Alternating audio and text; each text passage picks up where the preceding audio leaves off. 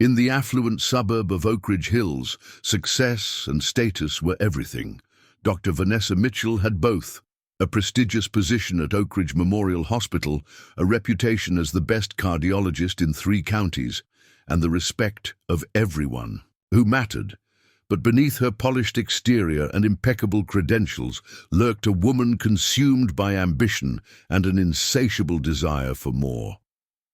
Before we jump back in, tell us where you're tuning in from, and if this story touches you, make sure you're subscribed, because tomorrow I've saved something extra special for you. When wealthy entrepreneur James Woodward first arrived at her office with his wife Elaine, Vanessa saw not just a patient and her concerned spouse, but an opportunity.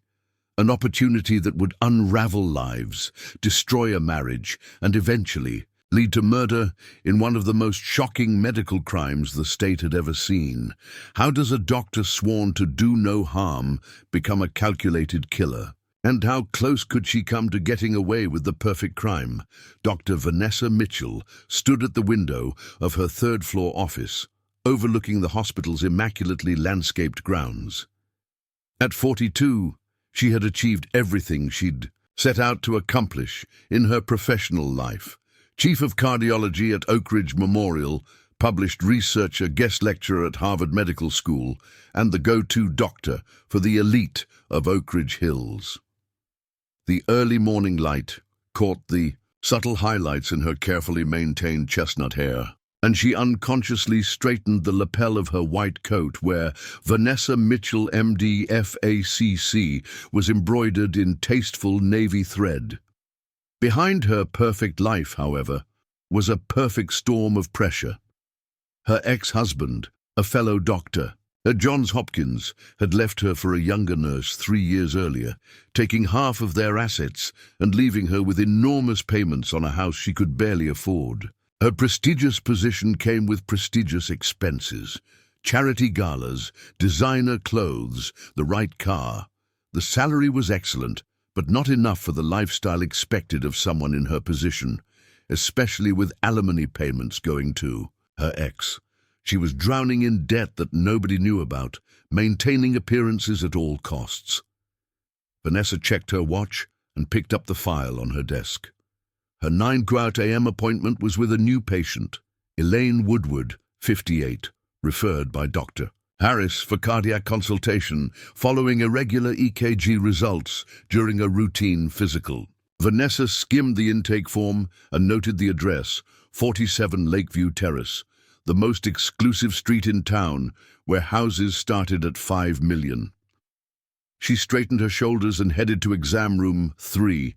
Elaine Woodward sat perched on the edge of the examination table, a slender woman with ash-blonde hair styled in an expensive bob. Her husband stood beside her, one hand resting protectively on her shoulder. James Woodward cut an impressive figure, tall, with the solid build of someone who still made time for the gym despite being in his early 60s. His silver hair was thick, his tailored suit impeccable, and his watch alone probably cost more than Vanessa made in a month. "Mrs. Woodward, I'm Dr. Mitchell," Vanessa said warmly, extending her hand first to Elaine, then to James. His handshake was firm, confident. The handshake of a man used to be in charge. "Thank you for seeing us on such short notice," James said, his deep voice filling the small room. Dr. Harris was concerned about Elaine's test results. "That's what I'm here for," Vanessa replied, smiling as she sat down and opened the file. "Let's take a look at what we're dealing with." As Vanessa examined Elaine and discussed the EKG results, she couldn't help but notice how James watched her. Not with the inappropriate interest she sometimes got from male companions of patients, but with an evaluating gaze. He was sizing her up, determining if she was competent enough to care for his wife. It was the look of a man who had built an empire by making quick, accurate judgments of people. "We'll need to run some additional tests," Vanessa concluded. "Nothing too concerning at this point, but I'd like to be thorough. The irregular heartbeat could be caused by several factors: stress, medication, even something as simple as too much caffeine. Money is no object, James said quickly. Whatever tests you feel are necessary. Vanessa nodded, typing notes into the electronic medical record. I'll order a comprehensive panel. Mrs. Woodward, how long have you been experiencing the fatigue you mentioned? About 6 months, Elaine replied, her voice soft. But it's gotten worse recently. I can barely make it through my volunteer work at the Historical Society without needing to sit down. And the dizziness? That's newer. Maybe the last month or so. Vanessa glanced up from her typing and caught James studying her intently. Their eyes met briefly before he looked away, turning his attention back to his wife. I'll take good care of her, Mr. Woodward, Vanessa said with professional assurance. James, please, he replied, and I'm counting on it, Dr. Mitchell. Later that afternoon, after Elaine had gone through a battery of tests, Vanessa found James, alone in the waiting area, working intently on his laptop. He closed it when she approached. Where's Elaine? She asked. The nurse took her for one more test, something about a calcium score. His eyebrows raised in question. Coronary calcium scoring, Vanessa clarified. It helps us evaluate plaque buildup in the arteries. Standard procedure, nothing to worry about yet. James nodded, relaxing slightly. I've been researching you, Dr. Mitchell. Vanessa's eyebrows raised in surprise. You have quite the resume, he continued. Johns Hopkins Medical School, cardiology fellowship at Mayo Clinic, board certifications in both internal medicine and cardiovascular disease. Very impressive. Thank you, she replied, slightly uncomfortable with his directness. I believe in being the best at what I do. As do I, James said, studying her with those penetrating blue eyes. I built Woodward Technologies from nothing into a company that just sold for $300 million. I recognize ambition when I see it. Vanessa felt a flutter of something, not just the obvious acknowledgement of wealth, but a connection, a mutual understanding of what it meant to claw your way to the top. Before she could respond, a nurse appeared with Elaine, and the moment passed. Over the next 3 weeks, Elaine Woodward became a regular at Oak Ridge Memorial. Her test results showed concerning but not immediately life-threatening cardiac issues. Moderate atherosclerosis, occasional arrhythmia, and early signs of valve insufficiency. Vanessa developed a comprehensive treatment plan involving medication, dietary changes, and regular monitoring. And with each visit, each consultation, she found herself increasingly drawn to James Woodward. He asked intelligent questions about his wife's condition, took meticulous notes during their discussions, and occasionally lingered after Elaine was taken for tests or procedures. Their conversations gradually expanded beyond Elaine's health to their own backgrounds, ambitions, and philosophies. You never remarried after your divorce? James asked one afternoon as they sat in Vanessa's office reviewing Elaine's latest test results. Vanessa looked up, startled by the personal question. No, my work keeps me busy enough. That's what I said for years after my first wife left, James replied, his voice softening. Before I met Elaine. How long have you been married? Vanessa asked, steering the conversation back to safer ground. 15 years. Second marriage for both of us. He paused, twisting his platinum wedding band. No children. Elaine wanted them, but it never happened. Vanessa nodded sympathetically. That can be difficult. She threw herself into philanthropy instead, James continued. The Historical Society, the Children's Hospital, the Arts Foundation. She sits on 6 boards. He smiled fondly, but there was something else in his expression. Something that looked almost like resignation. 2 days later, James called Vanessa's office directly. Elaine was experiencing chest pain and shortness of breath. Vanessa instructed them to come to the hospital immediately and met them in the emergency department. After stabilizing Elaine and admitting her for observation, Vanessa found James in the hallway, looking uncharacteristically disheveled, "She'll be fine," Vanessa assured him, touching his arm instinctively. "We caught it early. It appears to be a small coronary event, but not a major heart attack. We'll adjust her medications and monitor her closely." James exhaled slowly, his shoulders sagging with relief. "Thank you. I don't know what I'd do if anything happened to her." "You should get some rest," Vanessa suggested. "We have your number. We'll call if anything changes." "I couldn't possibly leave," he insisted. "Not until I know she's stable." "Then at least let me buy you a decent cup of coffee," Vanessa offered. "The cafeteria stuff is brutal, but there's a little place across the street that's still open." It was a small decision that would alter the course of both their lives. Over coffee that turned into a late dinner at a quiet restaurant 2 blocks from the hospital, James opened up about his life with Elaine. They had a good marriage, he explained, built on mutual respect and shared goals rather than passion. In recent years, they had drifted further apart, living largely separate lives under the same roof. "I love her," he said, staring into his whiskey, "but sometimes I wonder if we're still in love, or just comfortable with the life we've built." Vanessa knew she should steer the conversation back to professional territory. Instead, she found herself sharing her own story, her ex-husband's betrayal, the financial struggles she hid behind her successful facade, the loneliness of climbing to the top. "We're quite a pair," James said with a wry smile. "Both of us pretend our lives are perfect. Preparing and narrating this story took us a lot of time, so if you are enjoying it, subscribe to our channel.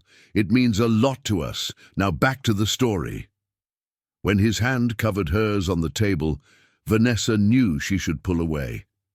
She didn't. Elaine was discharged 3 days later with a modified treatment plan and strict instructions to rest. James installed a full-time nurse at their Lakeview Terrace mansion to ensure Elaine followed doctor's orders. The arrangement had an unintended consequence. It gave James freedom to move about unquestioned.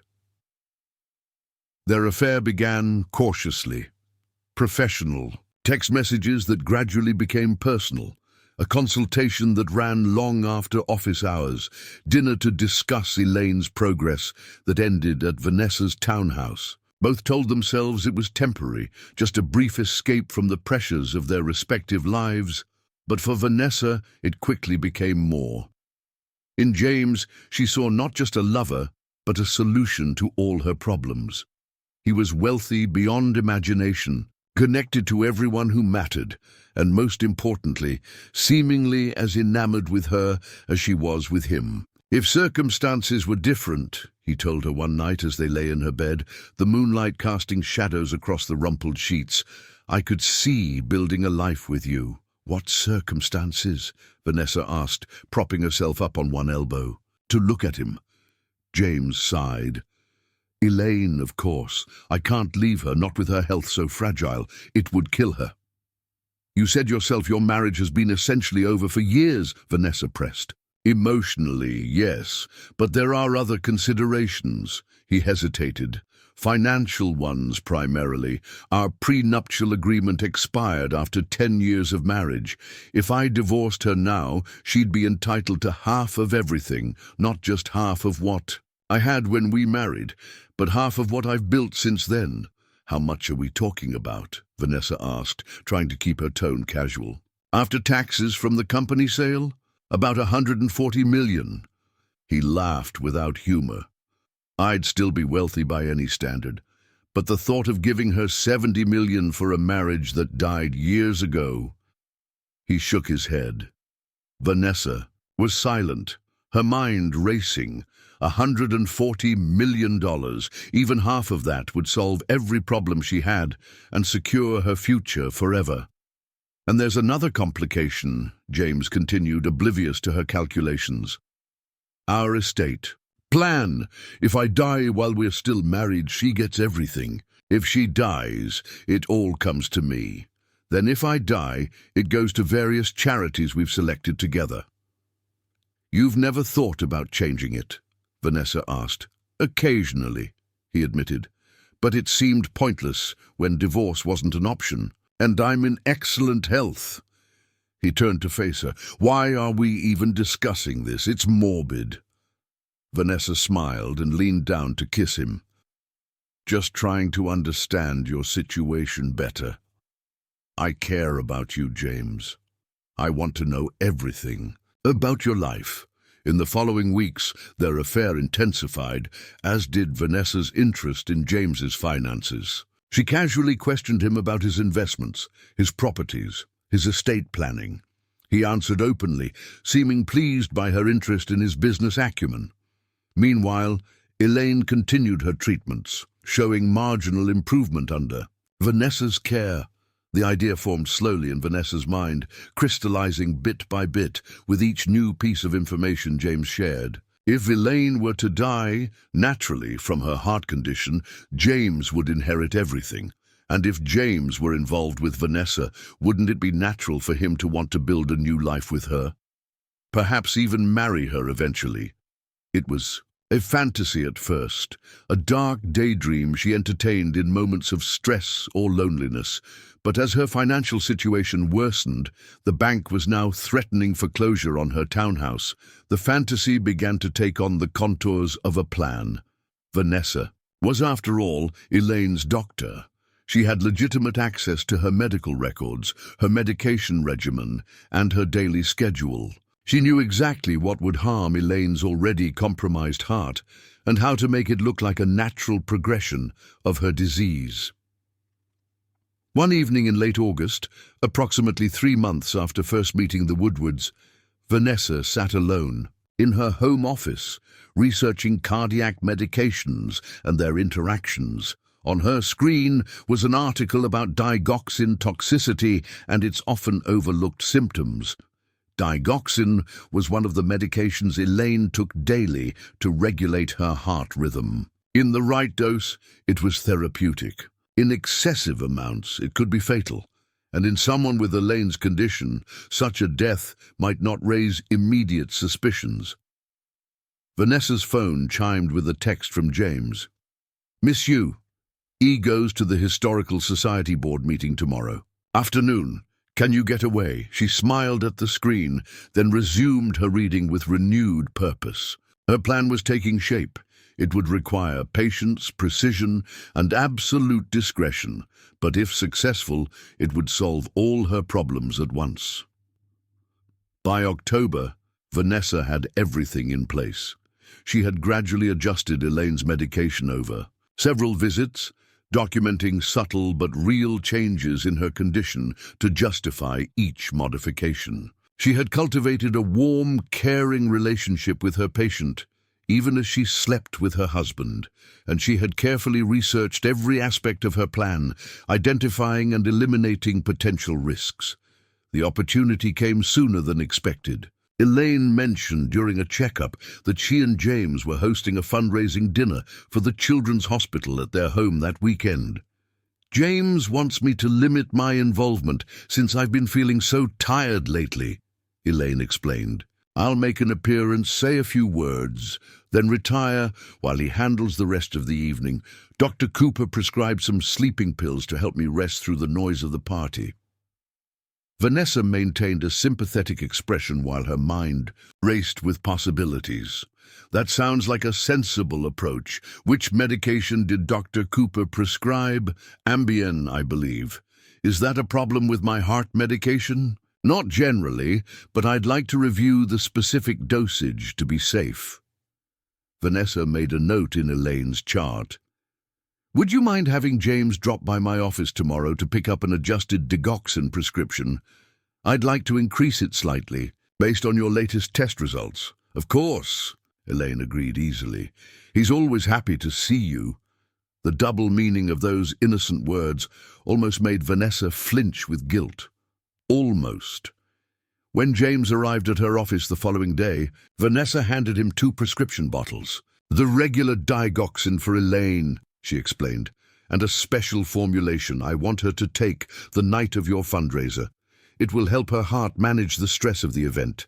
Make sure she takes it with Ambien right before she goes to bed." "Will it make her feel better?" James asked. Examining the unlabeled bottle with mild curiosity, Vanessa chose her words carefully. It will ensure she doesn't suffer. That night, alone in her townhouse, Vanessa opened a bottle of expensive champagne James had given her. She didn't drink it, not yet. That celebration would come later. Instead, she mentally rehearsed the next few days, anticipating every possible contingency. The special formulation she had given James contained 6 times the therapeutic dose of digoxin, combined with a compound that would accelerate its absorption. When mixed with Ambien and Elaine's already fragile cardiac health, it would trigger a catastrophic arrhythmia and heart failure. By the time anyone realized something was wrong, Elaine would be beyond saving, and given her documented heart condition, her death would appear to be a sad but not unexpected outcome. Vanessa had covered her tracks meticulously. The bottle she gave James had no pharmacy label, no record in the hospital's medication tracking system. She had prepared it herself, using supplies obtained through various means that couldn't be traced back to her. The regular prescription would be in Elaine's system at normal levels, with only the fatal dose unaccounted for, and that could be explained by patient error, a tragedy, but not a crime. After Elaine's death, Vanessa would maintain a respectful distance from James. Publicly, privately, she would comfort him, support him through his grief, and gradually help him envision a new future. A future with her. Vanessa raised her empty glass in a silent toast to her own brilliance. In less than 48 hours, she would be on her way to securing everything she had ever wanted. What she didn't know was that in giving James that unlabeled bottle, she had made a catastrophic miscalculation, one that would turn her perfect plan into a nightmare she never saw coming. The night of the Children's Hospital fundraiser arrived with picture-perfect autumn weather. The Woodward estate was transformed into an elegant venue, with white tents erected on the sprawling lawn, twinkling lights strung through the meticulously pruned trees, and staff in black tie moving efficiently among the gathering crowd of Oakridge, Hills's wealthiest residents. Vanessa arrived fashionably late, wearing a midnight blue gown that had cost 3 months' car payments. She had reasoned that the investment was worth it. This would be her first time seeing the Woodward home, and possibly her future home if everything went according to plan. She needed to look like she belonged. The mansion was even more impressive than she had imagined. Built in the style of a French chateau, it sat on 5 acres overlooking the lake, with grounds designed by a landscape architect whose waiting list was 3 years long. Inside, original artwork hung on walls covered in silk wallpaper, and the marble foyer featured a chandelier that had once hung in a European palace. Dr. Mitchell, came a familiar voice as Vanessa accepted a glass of champagne from a passing waiter. "I'm so glad you could make it."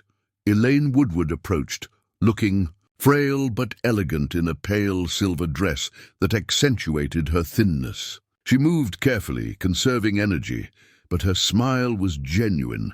"Mrs. Woodward," Vanessa replied warmly, suppressing the guilt that threatened to surface. "You look lovely. How are you feeling?" "Better than I expected," Elaine admitted. "I was worried about hosting tonight, but James has been wonderful. He arranged for me to have a quiet room upstairs where I can rest when needed." Vanessa nodded sympathetically. "That's exactly what you should do. Don't overexert yourself." "I've been following your instructions to the letter," Elaine assured her, "and I have the special medication you sent for tonight." She lowered her voice confidentially. "Between us, I'm a bit nervous about addressing the crowd, even briefly. My heart always races when I have to speak publicly." "The medication will help with that," Vanessa said smoothly. "Take it exactly as we discussed." Elaine squeezed Vanessa's hand gratefully. "I can't tell you how much it means having you as my doctor. James speaks so highly of you."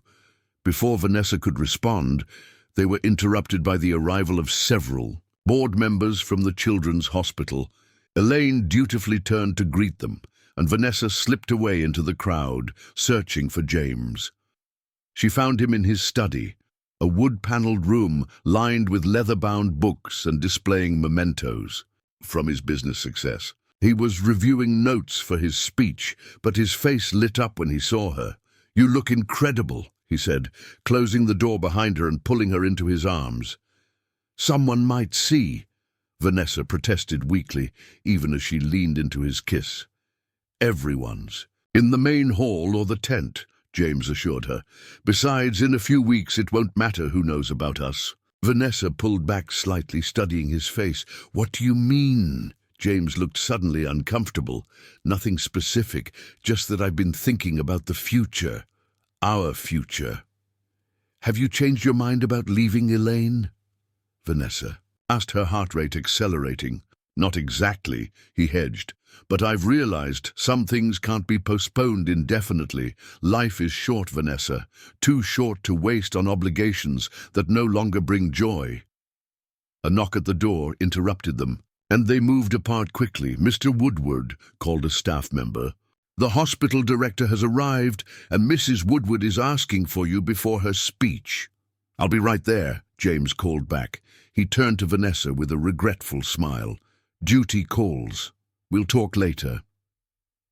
As James left to rejoin the party, Vanessa remained in his study, troubled by his cryptic comments. Was it possible he was contemplating divorce despite the financial consequences? Or did he suspect Elaine's health was worse than Vanessa had let on? Either way, it suggested a complication she hadn't anticipated. The fundraiser proceeded according to plan. Elaine made a brief, heartfelt speech about the importance of the Children's Hospital's new cardiac wing, then excused herself to rest. Upstairs, James took over as host, charming the donors and securing pledges that would likely exceed their fundraising goal. Around 11, Vanessa saw James quietly slip upstairs, presumably to check on Elaine. He returned 15 minutes later, his expression unreadable. When their eyes met across the room, he gave her a slight nod that sent a shiver down her spine. It was done. Elaine had taken the medication. Vanessa maintained her professional composure throughout the remainder of the evening, making appropriate small talk with other guests and avoiding any further private moments with James. Shortly after midnight, she made her excuses and left, driving home with shaking hands. Now came the waiting. At 3:17 a.m., her phone rang. Vanessa had been lying awake, staring at the ceiling, so she answered on the first ring. "Dr. Mitchell," she said, forcing grogginess into her voice. "Vanessa, it's James." His voice was strange, tight, controlled, but with an undertone she couldn't quite identify. "Something's wrong with Elaine. She's not breathing properly. I've called 911, but I thought you should know." "I'll meet you at the hospital," Vanessa said immediately, her mind racing. Had it happened already, faster than she'd calculated? "No," James said sharply. "Come to the house. Please, I need you here." The request was odd. Emergency responders would surely transport Elaine to the hospital, but Vanessa didn't argue. "I'll be there in 20 minutes. She dressed quickly in slacks and a blouse, suitable for a doctor called to an emergency, and grabbed her medical bag. The streets were empty at that hour, and she made it to the Woodward estate in 15 minutes. The front gates were open, unusual for a property of that caliber at night. As Vanessa drove up the long, winding driveway, she noticed there were no flashing lights, no ambulance or emergency vehicles. Something was wrong.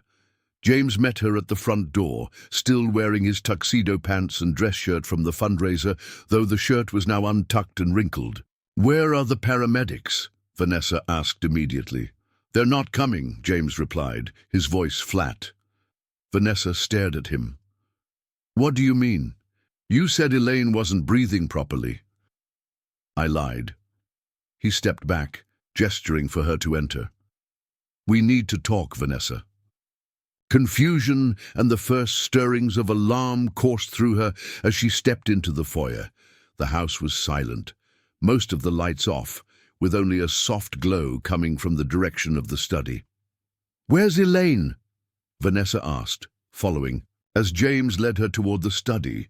"Sleeping peacefully," he replied. "I never gave her your special formulation. I had my suspicions, so I had it analyzed by a private lab this afternoon."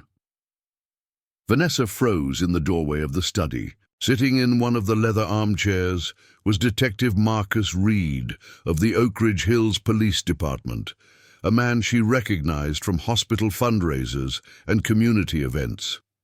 "Dr. Mitchell," Detective Reed nodded grimly. "Please have a seat. I believe we have a lot to discuss." "What is this?" Vanessa demanded, looking between the detective and James. "I was called here for a medical emergency." "Sit down, Vanessa," James said, and something in his tone made her comply automatically. "Mr. Woodward came to me earlier today with a disturbing story," Detective Reed began. "He brought me a bottle of what appeared to be prescription medication that you had personally provided to him, instructing him to give it to his wife tonight, along with her regular medication." "That's absurd," Vanessa protested, her mind working furiously. "I would never—" "Save it," James interrupted, his voice ice cold. "I've suspected for weeks that something wasn't right. Elaine's condition seemed to worsen every time you adjusted her medication, yet all the tests showed her underlying condition was stable." Vanessa turned to him, adopting her most professional demeanor. "James, as a doctor, I made my best medical judgment based on—" "Stop!" James held up his hand. "The lab found enough digoxin in that bottle to kill 3 people, and unlike Elaine's regular prescription, this one had no pharmacy label, no record in the hospital system." Vanessa felt the blood drain from her face, but kept her expression neutral. "There must be some mistake. Perhaps the lab—" "We're well beyond that point, Dr. Mitchell," Detective Reed cut in. "Mr. Woodward has provided us with texts, emails, and recordings of your conversations that paint a very disturbing picture." "Recordings?" Vanessa echoed, a chill running through her. James nodded, no longer bothering to hide his disgust. "After my first wife left me for my former business partner, I became cautious. I record all potentially sensitive conversations. It started as a business practice, but I found it useful in my personal life as well." He pulled out his phone and pressed play on an audio file. Vanessa's own voice emerged, clinical and detached, explaining to James exactly how the special medication would interact with Elaine's system. "I trusted you with my wife's life," James said quietly when the recording ended, "and you planned to use her illness to murder her." "That's not—" Vanessa began, but fell silent as James played another recording. This time, it was a conversation. From 3 weeks earlier, when they had been in bed together, Vanessa heard herself asking detailed questions about James's estate plan, about what would happen to his fortune if Elaine died. Shame and panic flooded through her as she realized the extent of her miscalculation. She had been so focused on the medical aspects of her plan, so careful to leave no trace in Elaine's treatment records, that she had completely overlooked the possibility that James might be recording their intimate conversations. "I should inform you, Dr. Mitchell, that I have a warrant for your arrest," Detective Reed said, standing up and removing handcuffs from his jacket. "For attempted murder, conspiracy to commit murder, and several violations of medical ethics that the district attorney is particularly interested in pursuing." "This is insane," Vanessa said, her voice rising. "James, you know me. You know us. What we have is real." James stared at her with cold contempt. "What we had was an affair that I allowed to continue because I needed evidence. When you started asking about Elaine's medication, about our estate plan, I knew something was wrong. I just needed proof." "You were going to leave her anyway," Vanessa argued desperately. "You said to yourself your marriage was over. Unhappy, yes. Over, no." James shook his head. And whatever problems Elaine and I have, she's a good woman who deserves better than to be murdered for her money."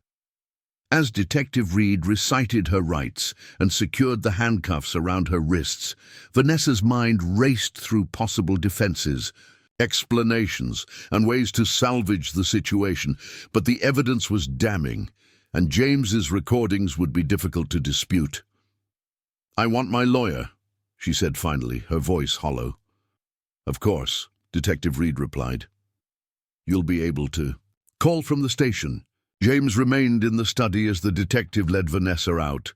The last image she had of him was his tall figure silhouetted against the window, shoulders straight, face impassive, watching as everything she had planned crumbled around her. But this was only the beginning of Vanessa's nightmare. In the weeks that followed her arrest, the case against Dr. Vanessa Mitchell became national news. "Deadly doctor and poisoning physician" blared from tabloid headlines. More respectable outlets ran in-depth features examining how a brilliant cardiologist had apparently conspired to murder her patient's husband for financial gain. What none of the media knew, what Vanessa herself didn't discover until her preliminary hearing, was that James Woodward had manipulated her as thoroughly as she had attempted to manipulate him. The district attorney presented evidence that James had suspected Vanessa's intentions almost from the beginning of their affair. His questions about his estate plan, his comments about his unhappy marriage, even his apparent vulnerability, had all been calculated to draw her out, to see how far she would go. Mr. Woodward became concerned when Dr. Mitchell began showing unusual interest in his wife's medication regimen, the prosecutor explained to the judge. When she also began asking detailed questions about his finances and estate planning, he contacted our office. "We advised him to gather evidence while we built our case." Vanessa sat at the defense table, numb with disbelief as her carefully constructed world collapsed. Her medical license had been suspended pending the outcome of the trial. The hospital had distanced itself completely. Former colleagues crossed the street to avoid her after she was released on bail. Her attorney, a public defender named Sarah Collins, leaned over during a recess. "They're offering a deal. 15 years if you plead guilty to attempted murder. You'd be eligible for parole in 10. "I can't go to prison for 10 years, Vanessa whispered, panic rising in her throat. "I'd be 52 by the time I got out. My career would be over." "Your career is already over," Sarah replied bluntly. "The question now is how much of your life you want to salvage. If this goes to trial and you're convicted, you're looking at 25 to life." As the legal machinery ground forward, another shocking development emerged. During the discovery process, Vanessa's defense team uncovered evidence that James had been planning to divorce Elaine well before Vanessa entered the picture. Documents showed he had consulted with divorce attorneys 6 months earlier, exploring ways to circumvent their prenuptial agreement's expiration. He had begun transferring assets to offshore accounts and shell companies, preparing to hide as much of his fortune as possible from a divorce settlement. "He set you up," Sarah told Vanessa during a jailhouse consultation. "He needed a way to paint Elaine as the victim so he could escape the marriage without the financial penalties. What better way than to position himself as the grieving husband who saved his wife from a murderous doctor? But I did try to—" Vanessa stopped, unwilling to explicitly admit her crime even to her attorney. "You played right into his hands," Sarah finished for her. "The question is, can we use this to build a defense? Entrapment, perhaps?" The strategy they ultimately developed was risky, but offered Vanessa her only chance at avoiding decades in prison. She would admit to providing inappropriate medication, but claim it was a genuine medical error caused by stress and overwork. Meanwhile, they would expose James's financial manipulations and prior plans to leave Elaine, suggesting he had exaggerated or misrepresented Vanessa's actions to serve his own agenda. The trial began in January, 6 months after Vanessa's arrest. Elaine Woodward, now aware of both her husband's planned betrayal and her doctor's deadly intentions, filed for divorce and refused to testify for either the prosecution or the defense. On the third day of testimony, a bombshell landed that changed everything. A former executive assistant at Woodward Technologies came forward with emails showing that James had researched doctors with financial problems before Elaine ever developed heart issues. He specifically looked for specialists who had undergone recent divorces, had significant debt, or displayed other signs of financial vulnerability, the assistant testified. Dr. Mitchell's name was highlighted on a list he compiled 3 months before his wife became her patient. The implication was clear. James had not only recognized Vanessa's plan once it began, but had actively sought out a doctor he could manipulate into compromising behavior. It wasn't quite entrapment in the legal sense, but it cast serious doubt on the prosecution's portrayal of James as an innocent spouse who had accidentally uncovered a murder plot. The case grew increasingly complex as financial forensics revealed the extent of James's preparations to shield assets from his wife. By the time the defense rested, both Vanessa and James had been thoroughly exposed as calculating individuals willing to use others for their own gain. The jury deliberated for 4 days before returning with their verdict. Vanessa was found guilty of the lesser charge of reckless endangerment, but acquitted of attempted murder. The judge sentenced her to 5 years, with eligibility for parole after 3. As for James Woodward, although he avoided criminal charges, his reputation was destroyed. The divorce proceedings revealed the full extent of his financial deceptions, and Elaine's attorneys successfully voided their prenuptial agreement based on evidence of fraud. She ultimately received nearly 60% of their marital assets, far more than she would have in a standard divorce settlement. When Vanessa emerged from Bedford Hills Correctional Facility 3 years and 2 months later, her medical career was irrevocably over, her assets depleted by legal fees, her reputation in tatters. She moved to Arizona, changed her name, and found work managing a small medical billing company, close enough to her former field to use her knowledge, far enough removed to avoid immediate recognition. Sometimes, on quiet evenings, she would search online for news of the Woodwards. Elaine had remarried to a retired judge and now headed a foundation supporting cardiac care for underprivileged children. James had moved to the Cayman Islands, where financial privacy laws shielded whatever remained of his fortune from public scrutiny. The irony wasn't lost on Vanessa. In her desperate attempt to secure wealth and status, she had lost everything that actually mattered. And James, whose fortune she had coveted so intensely, had ultimately lost nearly as much as she had. The one person who had emerged stronger was Elaine, the intended victim whose death was supposed to solve everything. Instead, she had rebuilt her life more successfully than either of the two who had plotted against her. On the 5th anniversary of her release from prison, Vanessa received an envelope with no return address. Inside was a newspaper clipping reporting James Woodward's death from a heart attack at his Cayman Islands villa and a handwritten note on expensive stationery. "Justice comes in unexpected forms." Vanessa stared at the note for a long time, before carefully feeding both it and the clipping into her shredder. Some chapters were better left closed, some lessons too painfully learned to revisit. She had wanted everything and ended up with nothing. James had orchestrated an elaborate plan to protect his fortune and lost it anyway. And Elaine, who should have been the greatest victim of all, had instead become the sole survivor of their twisted triangle, stronger, wealthier, and wiser than before. In the end, the fortune no one inherited was the wisdom that might have prevented the entire tragedy, that some prices are too high to pay, no matter how tempting the reward. 6 years after the trial that had captivated the nation, a woman with shoulder-length brown hair sat at a corner table in a modest cafe in Scottsdale, Arizona. Though she now went by the name Rebecca Turner, the sharp intelligence in her eyes remained unmistakably that of the former Dr. Vanessa Mitchell.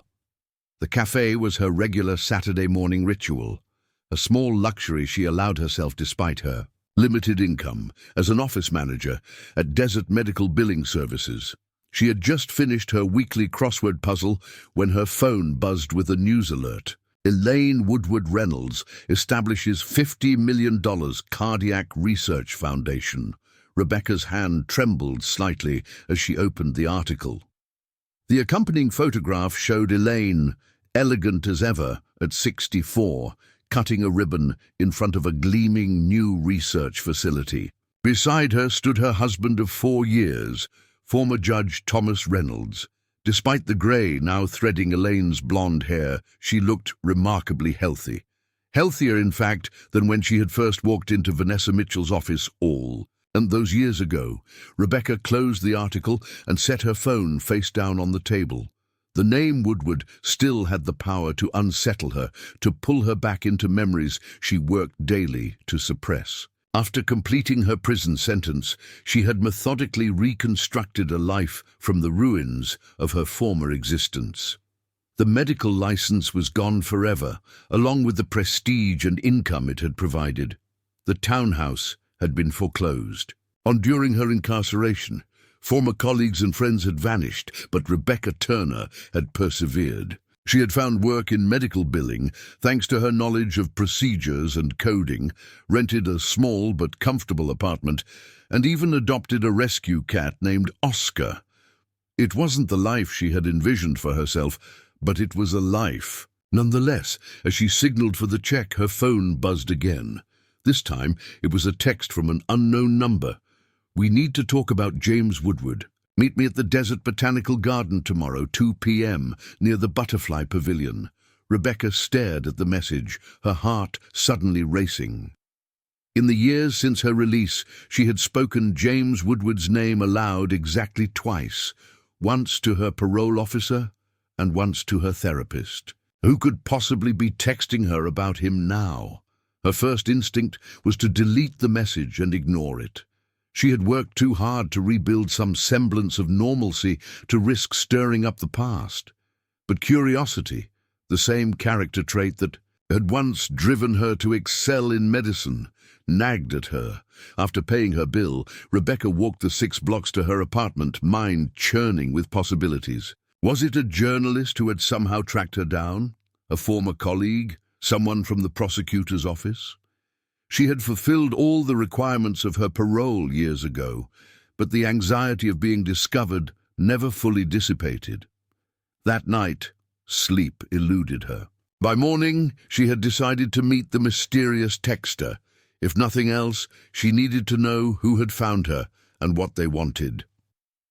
The Desert Botanical Garden was busy with weekend visitors when Rebecca arrived, wearing sunglasses and a wide-brimmed hat. Despite the mild February temperature, she found a bench near the Butterfly Pavilion and sat down, scanning the faces of passing tourists for anyone who seemed to be looking for her. At precisely 2 p.m., a slender woman in her early 30s approached and sat beside her without asking permission. She wore jeans, a simple blouse, and minimal makeup. Nothing about her was immediately familiar.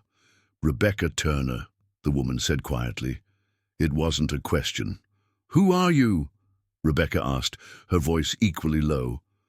"My name is Morgan Woodward." Rebecca's breath caught. "Woodward?" James was my father. The world seemed to tilt momentarily. In all the news stories, all the court documents, there had never been any mention of James having children. "That's impossible," Rebecca finally managed. "James didn't have any children. He told me so himself."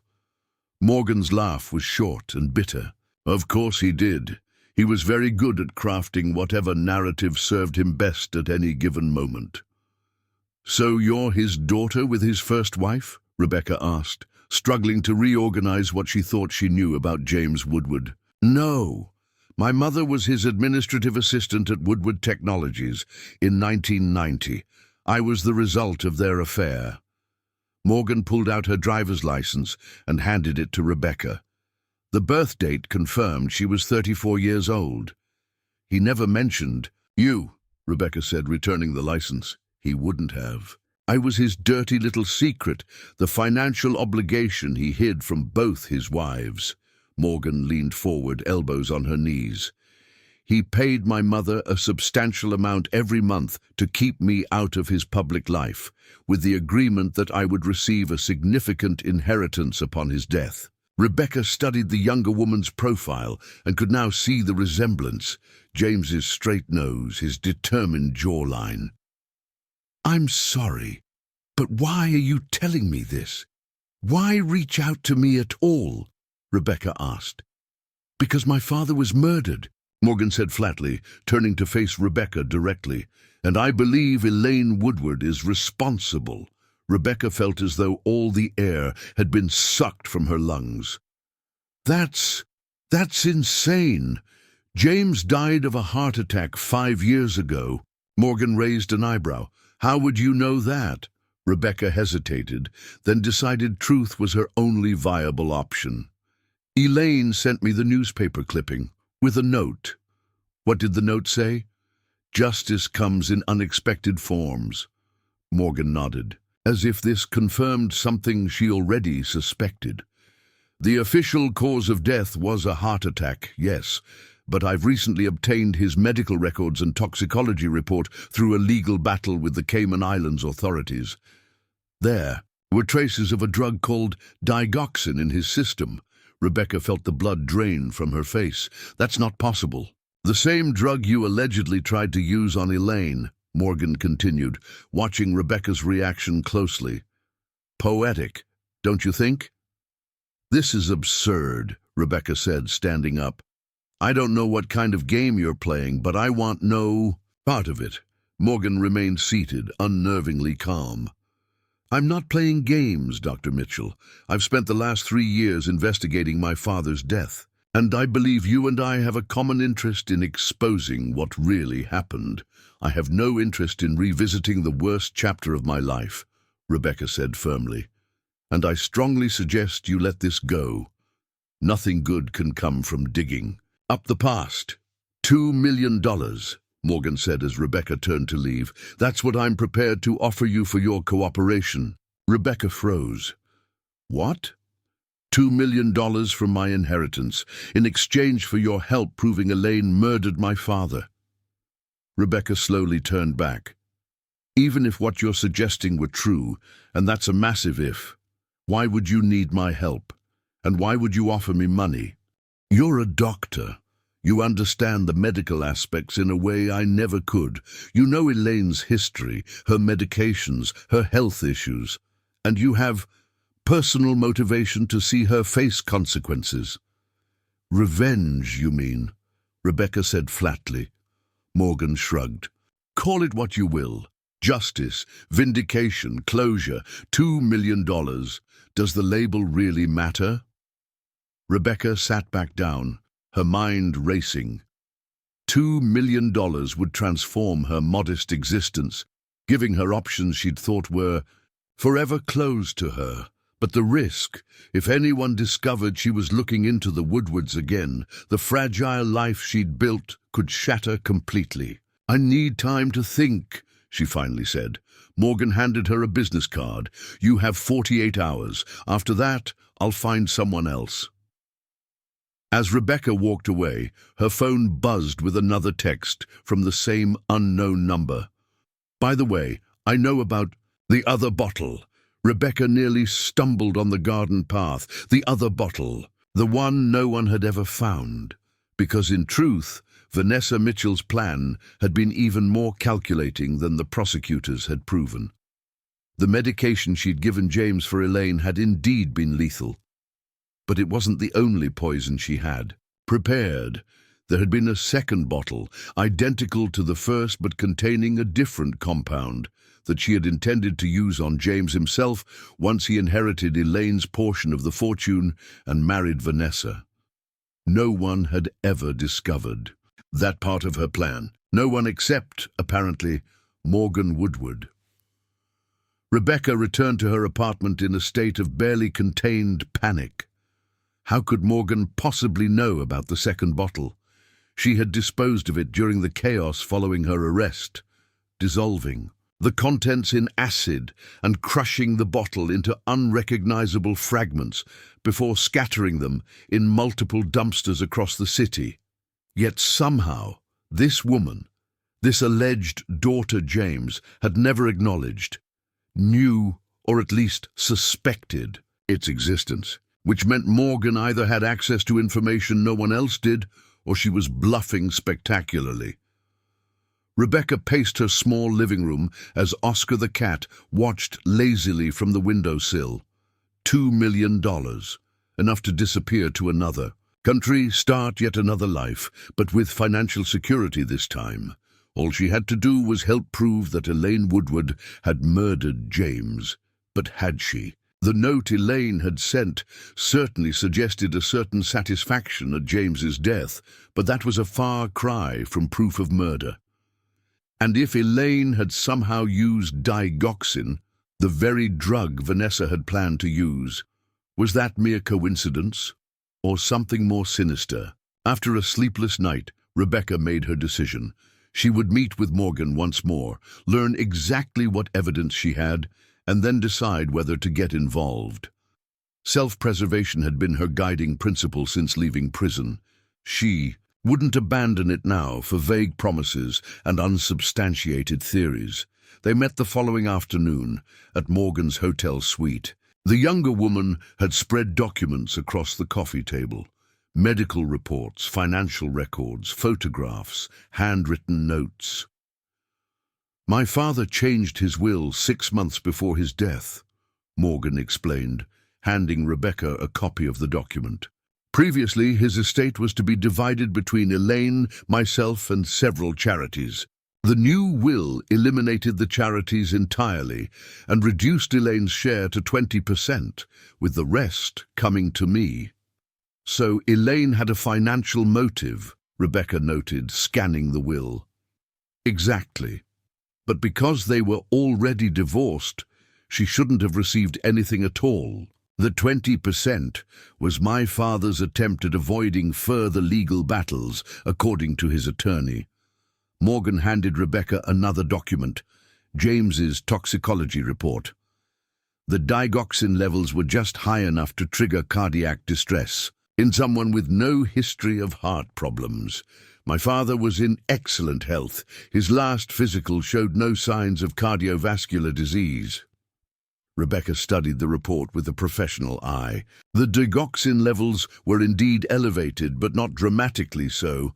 Exactly how she would have administered it if she were trying to disguise a poisoning as natural causes. "This is suggestive but not conclusive," Rebecca said finally. "Digoxin has a narrow therapeutic window. These levels could potentially be explained by accidental ingestion or contamination. Which is why I need your expertise," Morgan pressed. "This is just one piece of a larger puzzle. Look at this." She produced travel records showing Elaine had flown to Grand Cayman 2 weeks before James's death, staying at a resort less than a mile from his villa. Her new husband, the judge, was speaking at a legal conference there, Morgan explained. They both attended a charity dinner where my father was also present. 3 witnesses saw Elaine approach my father at the bar. Rebecca's professional interest was now fully engaged, despite her reservations. Did anyone report seeing them speak? Briefly. One witness described it as tense but civil. 2 days later, my father was dead. As Morgan continued presenting her evidence, Rebecca began to see the outlines of a plausible case. Elaine had means, access to digoxin through her ongoing cardiac care, motive, financial gain and revenge, and opportunity, proximity to James shortly before his death. But there were still significant gaps and assumptions. Even if all this is true, Rebecca said after several hours of review, proving it would be nearly impossible. The Cayman Islands authorities have already ruled his death natural causes. Elaine is a respected philanthropist, married to a former judge, and she trailed off, a convicted felon with a grudge, Morgan finished bluntly. I'm aware of the challenges. That's why I'm not suggesting we go to the authorities, at least not yet. Then what exactly are you proposing? Morgan leaned forward, eyes intense. I want to confront Elaine privately with what we know, force her to acknowledge what she did, perhaps negotiate a private settlement in exchange for our silence. Blackmail, Rebecca said flatly. Justice, Morgan countered. My father wasn't a good man, we both know that, but he was my father and he provided for me. I'm not after revenge, I'm after what's rightfully mine. The full inheritance he intended me to have. Rebecca stood and walked to the window, looking out at the Arizona desert, stretching toward distant mountains. The proposal was fraught with risk, morally questionable and potentially illegal. Yet she couldn't deny the pull of both the money and the chance to confront Elaine one final time. If, and this is a very big if, I were to help you, I would need certain guarantees, Rebecca said finally. The money would have to be placed in escrow before I do anything, and I want full denial if things go wrong. Morgan nodded. I can arrange that. Does this mean you're in? It means I'm considering it, Rebecca replied cautiously. I need to see more concrete evidence before I commit to anything. Fair enough. Morgan gathered the documents into a neat pile. There's one more thing you should see. The reason I'm so certain is that Elaine is responsible. She pulled out her phone and played a video clip. It showed Elaine at the ribbon-cutting ceremony for her new Cardiac Research Foundation, the same event from the news article Rebecca had seen. We dedicate this foundation to advancing cardiac care and preventing the needless loss of life to heart disease, Elaine was saying in the clip. Sometimes justice arrives in unexpected forms, and healing can only begin when the truth is acknowledged. The phrasing, justice in unexpected forms, mirrored exactly the note she had sent to Rebecca years earlier. But it was the slight smile, the knowing look in Elaine's eyes as she spoke, that sent a chill down Rebecca's spine. She's practically confessing, Morgan said, stopping the video. She just doesn't think anyone is smart enough to hear it. Rebecca sat back down, her mind racing with possibilities. I'll need a week to consider everything and do some research of my own. Then I'll give you my answer. Morgan seemed disappointed but nodded. 1 week. After that, the offer expires. After leaving the hotel, Rebecca drove aimlessly through the outskirts of Scottsdale, trying to sort through her conflicting thoughts. The evidence against Elaine was circumstantial but compelling.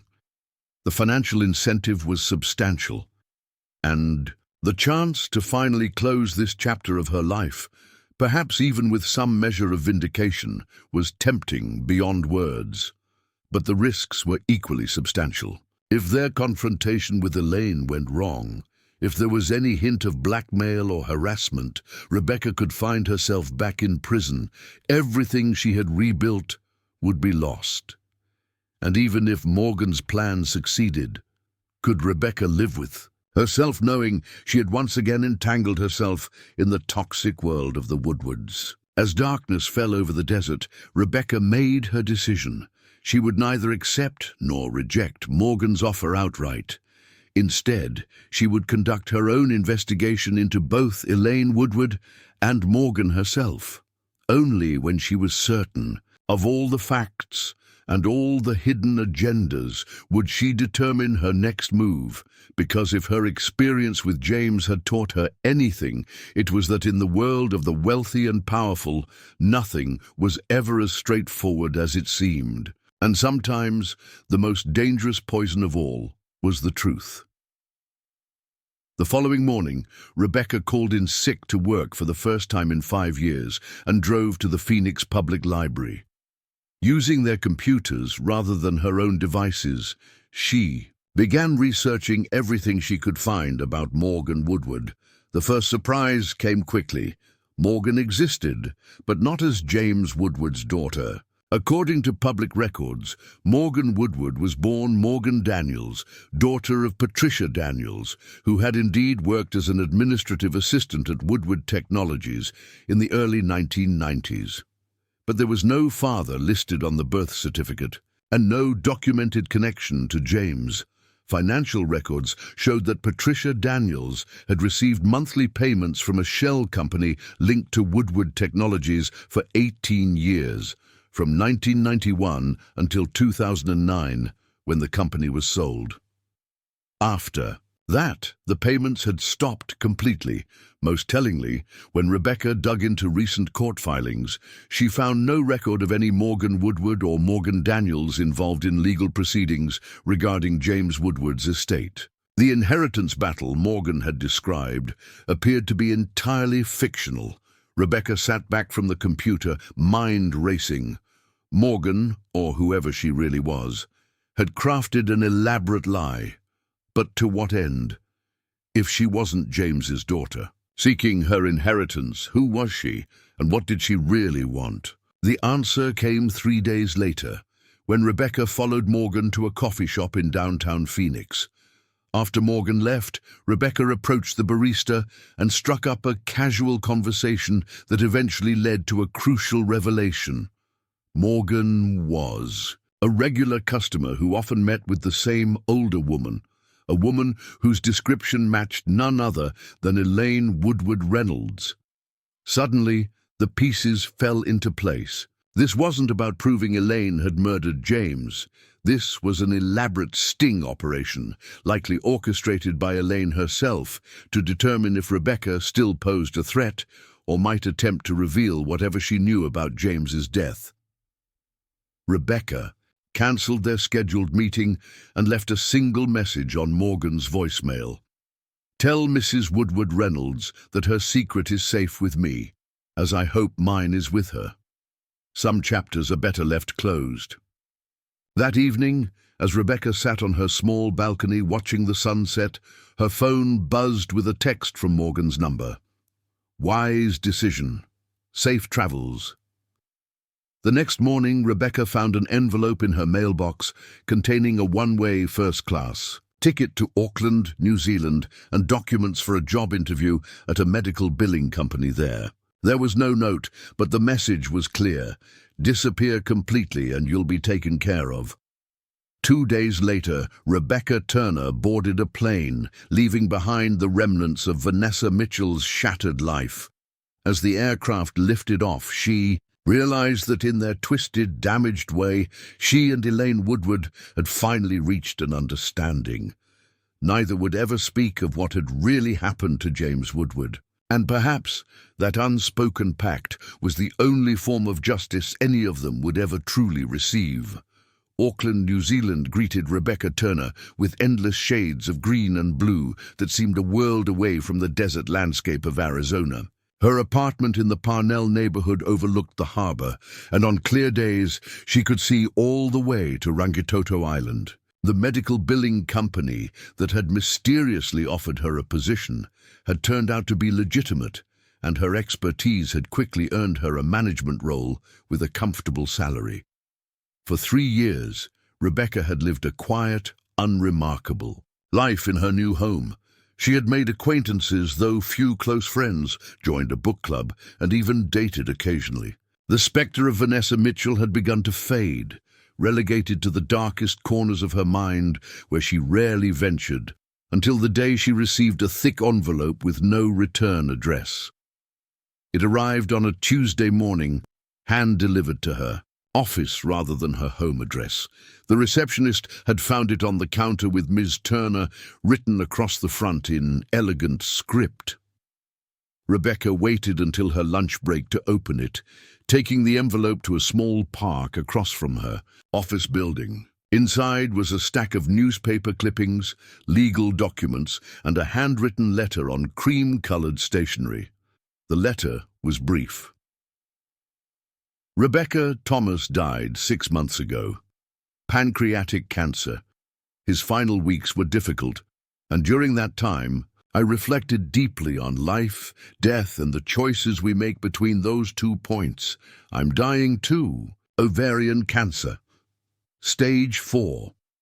The irony isn't lost on me that after all the focus on my heart, it will be something entirely different that takes me. Before I go, I need to unburden myself. The enclosed documents will help you understand why. When you're ready to hear the full story, call the number below. We are more alike than either of us would care to admit. Rebecca's hands trembled as she set the letter aside and examined the clippings. The first was an obituary for Judge Thomas Reynolds, confirming he had indeed died of pancreatic cancer. Another article detailed Elaine's recent donation of her entire art collection to the National Gallery. A third described her stepping down from her foundation's board for health reasons. The legal documents were more perplexing. Copies of trust formations, asset transfers, and a revised will, leaving the bulk of Elaine's considerable fortune to her Cardiac Research Foundation, with smaller bequests to various arts organizations and educational institutions. Nothing in the package explained why Elaine had reached out now, or what she meant by unburdening herself. Rebecca stared at the phone number scrawled at the bottom of the letter. After 3 years of peace, did she really want to reopen the Woodward chapter of her life? Yet even as she asked herself the question, she was already dialing the number. Wellington Private Health, answered a crisp female voice with a New Zealand accent. Rebecca hesitated. I'm calling about Elaine Woodward Reynolds. Your name, please. Rebecca Turner. One moment. After a brief silence, a different voice came on the line. Ms. Turner, we've been expecting your call. Mrs. Reynolds is resting now, but has asked if you could come tomorrow at 11 a.m. Would that be convenient? Rebecca was momentarily speechless. Wellington Private Health was in Wellington, not Auckland, a different city on the North Island, an hour's flight away. Ms. Turner? The voice. I'm prompted. Yes, Rebecca found herself saying. I'll be there. After hanging up, she sat motionless on the park bench, mind reeling. Elaine Woodward was in New Zealand, had been for who knew how long, close enough to reach out in person, yet she had chosen to send a cryptic package instead. And now she was dying and wanted to see Rebecca face to face. Why would Elaine come to New Zealand for treatment when she had access to the best cancer specialists in America? And how had she known where to find Rebecca when she had been so careful to leave no connection to her former life? The next morning, Rebecca boarded an early flight to Wellington, having called in sick to work. As the small plane navigated through clouds over Cook Strait, she tried to prepare herself for whatever revelation awaited her at Wellington Private Health, but nothing could have prepared her for what she found. Wellington Private Health turned out to be not a hospital, but a luxurious palliative care facility perched on a hillside overlooking the city and harbour. The elegantly appointed lobby could have belonged to a 5-star hotel, if not for the discreet medical station and the quiet efficiency of the staff. A nurse escorted Rebecca through hushed corridors to a private suite at the far end of the building. She knocked softly before opening the door and gesturing for Rebecca to enter. The room was spacious and filled with light from floor-to-ceiling windows that framed a spectacular view of Wellington Harbour. Fresh flowers adorned every surface, their scent mingling with the more medicinal smells Rebecca's trained nose could still detect beneath the luxury.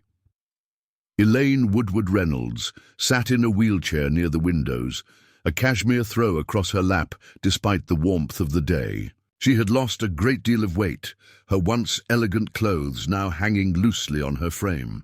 Her ash-blonde hair was gone, replaced by a stylish silk scarf wrapped around her head. But her eyes were as sharp and intelligent as Rebecca remembered.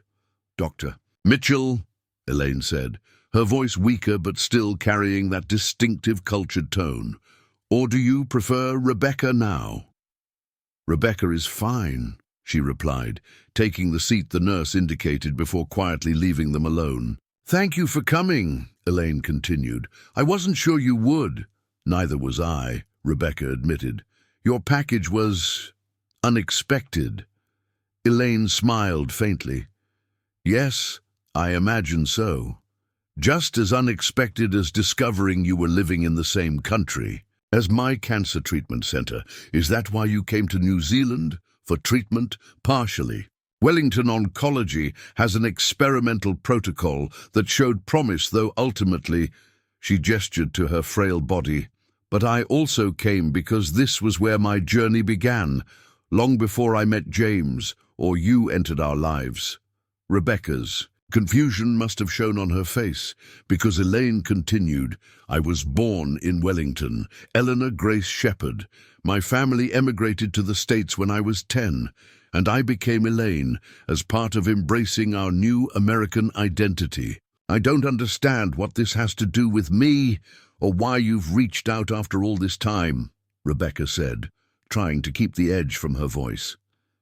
Elaine studied her for a long moment. "How much do you know about James's death?" Rebecca tensed. "Only what was reported. Heart attack at his villa in the Caymans. Is that why you didn't pursue Morgan Woodward's offer to investigate further?" So Elaine was confirming her connection to Morgan, just as Rebecca had suspected. "I decided some chapters were better left closed." "A wise decision," Elaine nodded, "though not entirely accurate in your case." She reached for a folder on the table beside her and held it out. "You did pursue it, but not with Morgan. You conducted your own investigation." Rebecca accepted the folder with growing unease. Inside were printouts of her search history from the Phoenix Public Library, every query she had made about Morgan Woodward, James's estate, and Elaine herself. "How did you get these?" Rebecca asked, a chill running through her. "James wasn't the only one who understood the value of monitoring potential threats," Elaine replied calmly. "But unlike my late husband, I've never used such information as a weapon, merely as protection." "Is that what I am? A threat?" "No," Elaine said with surprising gentleness. "If you were, we wouldn't be having this conversation. You're a loose end I need to tie up before I die, and perhaps something more." She wheeled herself to a small writing desk and retrieved another folder, thicker than the first. "Do you know why I sent you that clipping about James's death 5 years ago?" "To gloat," Rebecca suggested before she could stop herself. "To let me know justice had been served, as your note said." Elaine's laugh was fragile but genuine. "That was part of it, I admit, but primarily it was to see if you would react, go to the police, contact the media, reach out to me. When you did none of those things, I concluded you either didn't care or," she paused, "or you had your own reasons for staying silent." She handed Rebecca the second folder. "These are the complete toxicology reports from James's autopsy, the ones that were never made public." Rebecca opened the folder with trembling hands. The medical reports were comprehensive, detailing not just the digoxin that Morgan had mentioned, but a complex cocktail of substances that painted a far different picture than a simple heart attack or even a straightforward poisoning. "I don't understand," Rebecca said, looking up from the reports. "These levels of digoxin are therapeutic, not toxic, and these other medications—" "Keep reading," Elaine urged. As Rebecca continued through the reports, a startling pattern emerged. James Woodward had been taking cardiac medications for at least 6 months before his death, medications he had never mentioned to Vanessa during their affair, despite her being a cardiologist. "James had heart disease?" Rebecca asked, bewildered. "Diagnosed 8 months before his death," Elaine confirmed. "Ironic, isn't it? All those years of me being the one with the cardiac issues, and in the end, it was his heart that gave out. But the digoxin—" Rebecca's medical mind was racing to make sense of the reports. "Was prescribed by his doctor in the Caymans," Elaine finished for her. "Along with several other medications he was advised to take but often skipped. James was never a good patient. He believed rules, even medical ones, were for other people. Rebecca set the folder down, trying to process this revelation. If he died from heart disease, why did you imply otherwise? Why send me that note about justice? Elaine's expression hardened slightly. Because while his heart condition was real, his death wasn't entirely natural. The night before he died, James called me, the first direct contact we'd had since the divorce. He was drunk, belligerent, and ranting about a woman who had betrayed him. Another affair gone wrong? Rebecca asked, unable to keep the bitterness from her voice. No, Elaine said quietly. He was talking about you. Rebecca felt as though the floor had dropped away beneath her. Me, but I was in prison when he moved to the Caymans. He wasn't referring to that present moment, but to something he had apparently just discovered about your past together. Elaine leaned forward in her wheelchair. He said he had found the other bottle. The words hit Rebecca like a physical blow. The second bottle of poison she had prepared, the one intended for James himself after he inherited Elaine's fortune, the one she thought she had disposed of so carefully. That's impossible, Rebecca whispered. I destroyed it. Evidently not. Thoroughly enough, Elaine replied.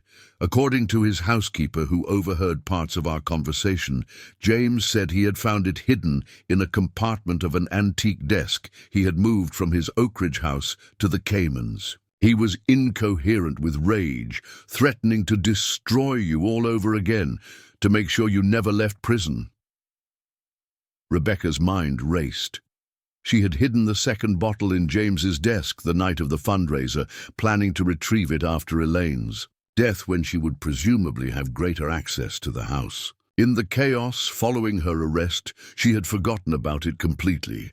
The next morning, Elaine continued, James was found dead in his study.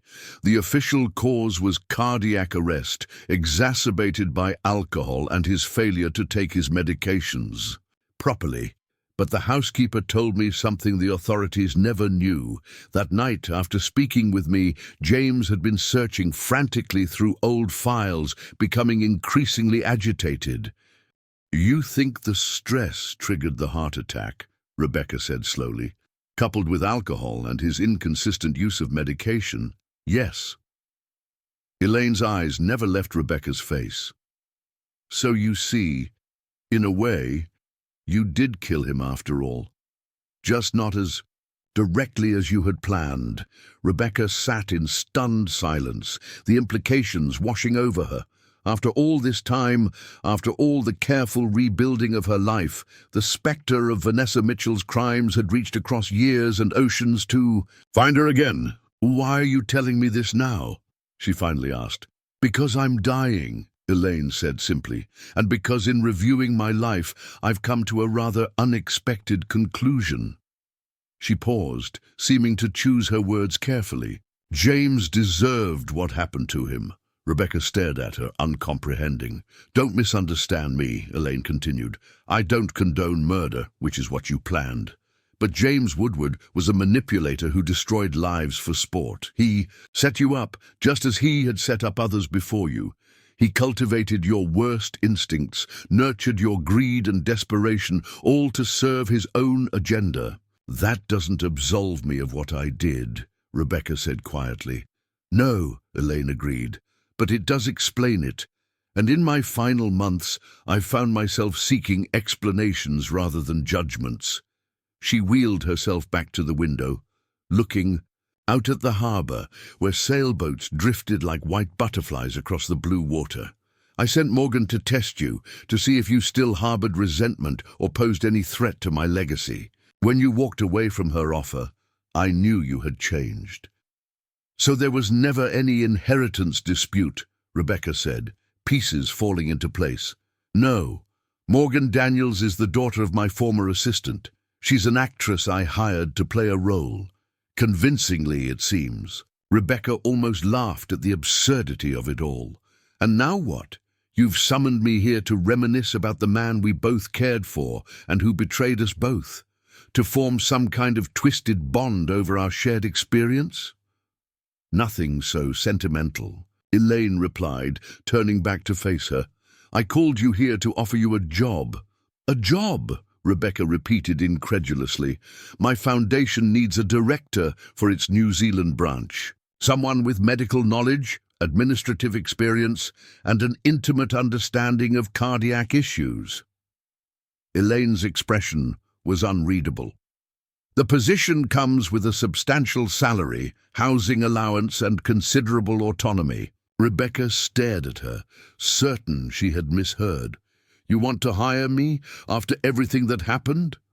Perhaps because of everything that happened, Elaine countered. You tried to kill me, yes, but in an odd way, you also saved me.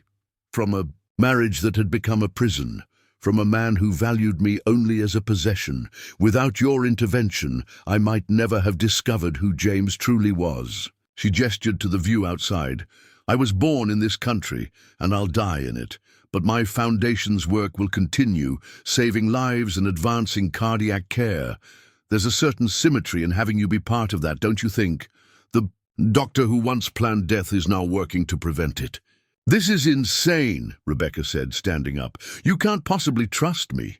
Trust has nothing to do with it, Elaine replied calmly. The position will be structured with appropriate oversight. But I believe in second chances, Rebecca, even for those who once tried to take mine away. Rebecca moved to the window, needing space to think. The harbour shimmered in the afternoon sun, boats coming and going in the eternal rhythm of a port city. She had spent 8 years trying to outrun Vanessa, Mitchell's crimes, building Rebecca Turner's quiet, unremarkable life. Now Elaine was offering something entirely different. Purpose, recognition, a chance to use her medical knowledge again, albeit indirectly. Why? She asked finally, turning back to Elaine. Why offer this to me of all people? Elaine was silent for a long moment. Because in the end, we are defined not by our worst actions, but by what we do after them. I've spent the last 8 years building a legacy that will outlive me. Perhaps it's time you had the chance to build one too. She reached into a drawer of her bedside table and removed an envelope, holding it out to Rebecca. All the details are in here. The choice, of course, is entirely yours. Rebecca accepted the envelope but didn't open it. And if I refuse, then you walk out that door, return to your billing job in Auckland, and we never speak again. Your secret remains safe, as does my assessment of James's death. And if I accept, then you begin a new chapter, Elaine said simply. Neither of us could have imagined when we first met in your office all those years ago. Rebecca looked down at the envelope in her hands, feeling the weight of the choice it represented. I'll need time to think. Of course, Elaine nodded. But not too much time. According to my doctors, I have less than 3 months. As Rebecca turned to leave, Elaine spoke once more. There's one more thing you should know. The Foundation's primary research focus for the coming year is digoxin, specifically developing more precise dosing protocols to prevent accidental toxicity. Their eyes met in a moment of perfect understanding. It wasn't forgiveness Elaine was offering, it was something far more complex. A recognition of their shared history and a channel for Rebecca's medical knowledge that had once been twisted toward harm. Goodbye, Elaine, Rebecca said softly. Until we meet again, Elaine replied. Or not. The choice, as always, is yours. Rebecca walked out of Wellington Private Health into the bright New Zealand afternoon, the envelope heavy in her hand, her mind a storm of conflicting thoughts. The irony wasn't lost on her, that the woman she had once plotted to kill was now offering her a path to redemption. As she stood at the taxi stand, Rebecca opened the envelope and began to read. The position description was exactly as Elaine had outlined, the compensation package generous, the responsibilities substantial but not overwhelming. At the bottom of the page was a handwritten note. Sometimes the most unexpected paths lead us home. Rebecca looked up at the Wellington skyline, then back at the note. 8 years ago, Dr. Vanessa Mitchell had set in motion a plan born of desperation and greed. Today, Rebecca Turner faced a choice that would determine not just her future, but the legacy she would ultimately leave behind. And for the first time in 8 years, she allowed herself to think not just as Rebecca, but as the doctor she had once been. A woman with knowledge that could heal as well as harm, with skills that had once defined her entire identity. 3 weeks later, the Elaine Woodward Reynolds Foundation for Cardiac Research announced the appointment of Rebecca Turner, MBA, as Director of New Zealand Operations. The press release noted her extensive experience in healthcare administration, but made no mention of her previous medical training or her connection to the Foundation's namesake.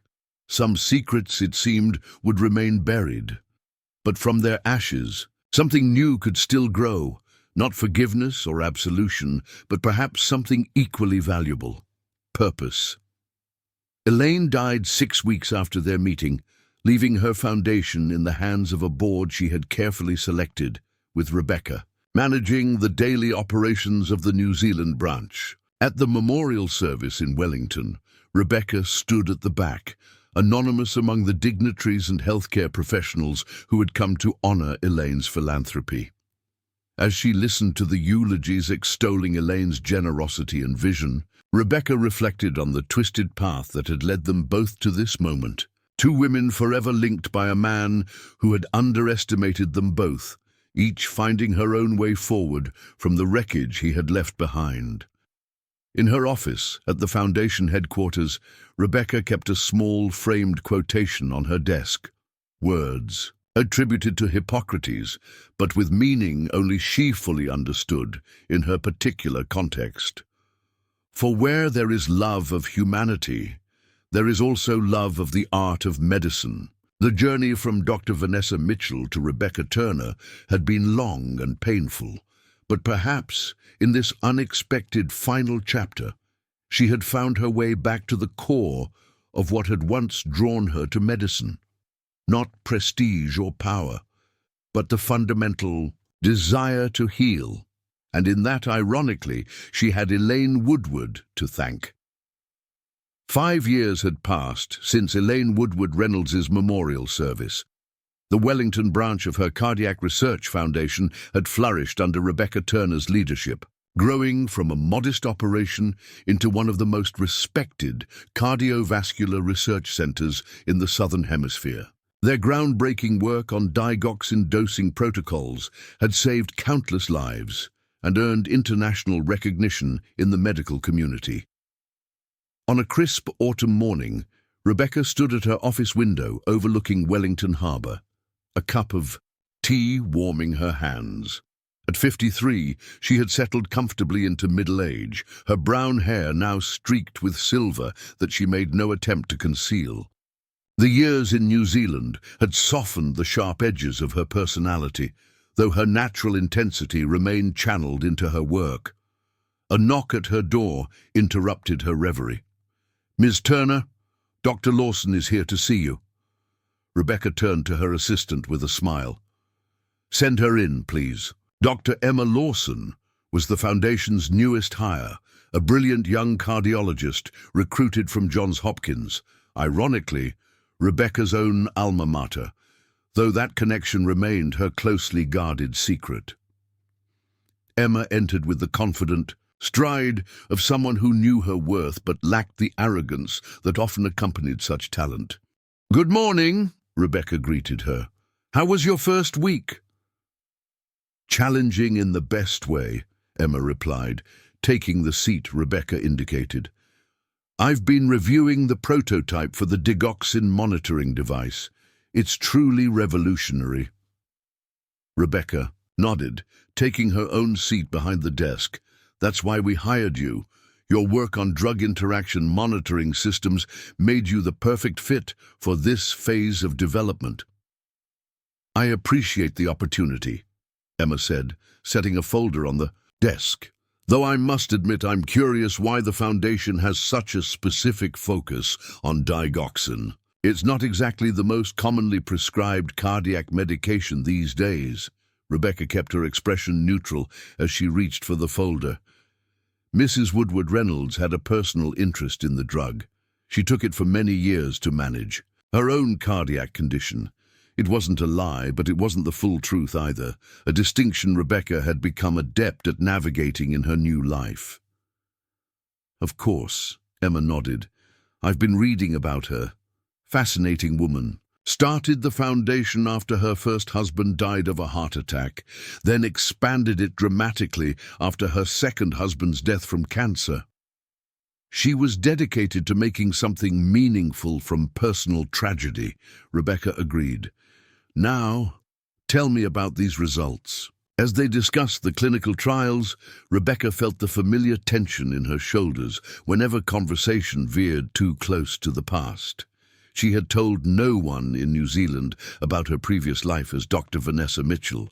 Her credentials as Rebecca Turner were meticulously constructed, an MBA from the University of Arizona and experience in healthcare administration. The board of directors knew her only as Elaine's final appointment, a trusted administrator with a gift for organizational management. After Emma left, Rebecca returned to the window, her thoughts drifting to the path that had led her here. Foundation work had become more than just employment or redemption. It had become a genuine calling. Each life saved by their research felt like balancing the moral ledger, though she knew some debts could never be fully repaid. Her intercom buzzed. Ms. Turner, there's a Detective Wilson here to see you. He says it's regarding a personal matter. Rebecca froze, her teacup halfway to her lips. A detective? After all these years? Did he say what it's about? She asked, fighting to keep her voice steady. No, ma'am, just that it's personal and urgent. Rebecca set down her cup with a hand that refused to remain steady. Send him in. The man who entered was in his early 40s, with the weathered look of someone who spent considerable time outdoors. His suit was well-tailored, but slightly rumpled, and he carried a battered leather briefcase. Ms. Turner, he said, extending his hand. Detective Mark Wilson, Wellington Police. How can I help you, Detective? Rebecca asked, shaking his hand and gesturing toward the visitor's chair. Wilson sat and placed his briefcase on his lap, rather than opening it immediately. I'm here about an unusual matter. A cold case, you might say, though not officially in my jurisdiction. I don't understand, Rebecca said, perching on the edge of her chair. What does this have to do with me? 2 months ago, a woman named Patricia Daniels died in Phoenix, Arizona, Wilson began, watching Rebecca closely for a reaction. Does that name mean anything to you? Rebecca maintained her composure despite the jolt of recognition. Patricia Daniels, the mother of Morgan, the woman who had posed as James Woodward's daughter in the elaborate ruse to test Rebecca's intentions. I'm afraid not, she replied smoothly. Should it? I wouldn't expect it to. Wilson nodded. But Mrs. Daniels left behind a rather unusual will.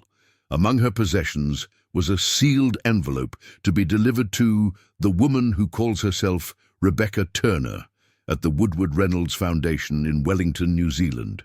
He opened his briefcase and removed a thick manila envelope.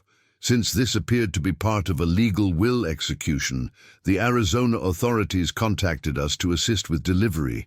Ordinarily, we'd simply mail it, but given the unusual circumstances and specific wording, my superiors thought a more personal approach was warranted. Rebecca stared at the envelope Wilson placed on her desk. Her name was written on it in unfamiliar handwriting. Do you have any idea what this might contain? Wilson asked, his tone casual, but his eyes sharp. None whatsoever, Rebecca answered, truthfully. I've never heard of Patricia Daniels, and I can't imagine why she would leave something for me.